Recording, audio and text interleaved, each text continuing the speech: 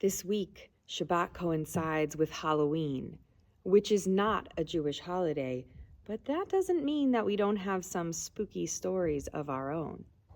In fact, we have many fearsome creatures in Jewish lore.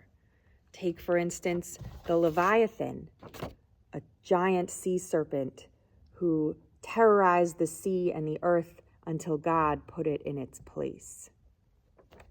We have also the story of Goliath, the giant warrior who ruled the land with his fearsome strength until the tiny David came and found a way to slay him, cutting off his head. But perhaps creepiest of all is the story of Saul and the witch of Endor. Do you know the story? Let me tell it to you. Once, King Saul was losing his mind. It was towards the end of his reign.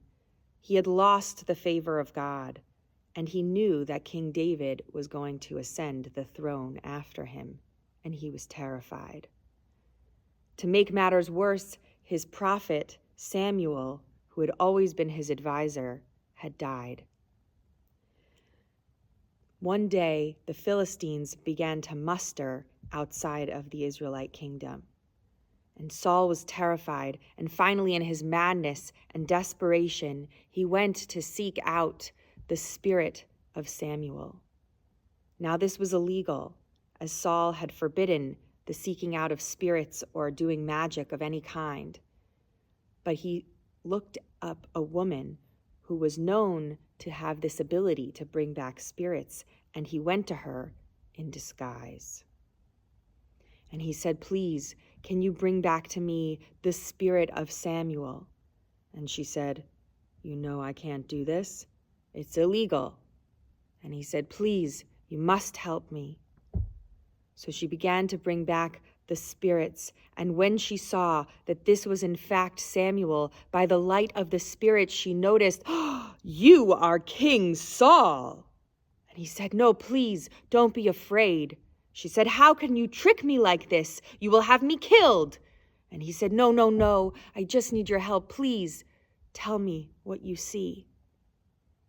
So she looked into the spirit, and indeed Samuel had risen, and he had a long white robe. And she told him, to Saul, that this is what she saw. And Saul knew this was the spirit of Samuel, and he bowed low to the ground. And he said to Samuel, "Please, can you help me?" And Samuel said, "Why have you risen me from the dead? Why have you disturbed my slumber?" And Saul said, "The Philistines are mustering. I need your help. I need your advice. God won't talk to me anymore." And Samuel said, "That's because you have lost the favor of God. You are no longer the true king. And these Philistines that are gathering now to do battle with you, they will be your demise." Well, Samuel faded, and Saul nearly fainted, collapsing, having not eaten or slept in days. The witch of Endor took pity on him and said, "Here, I risked my life for you. You must rouse yourself. Come, eat something." And so with her potions, she nursed him back to health. And indeed, Saul went off to battle for his last time as king.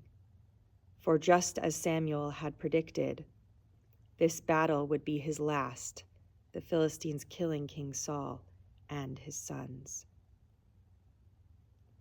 I hope that you can enjoy the spookiness, whether of the secular or Jewish world, and have a spooky night and a Shabbat Shalom.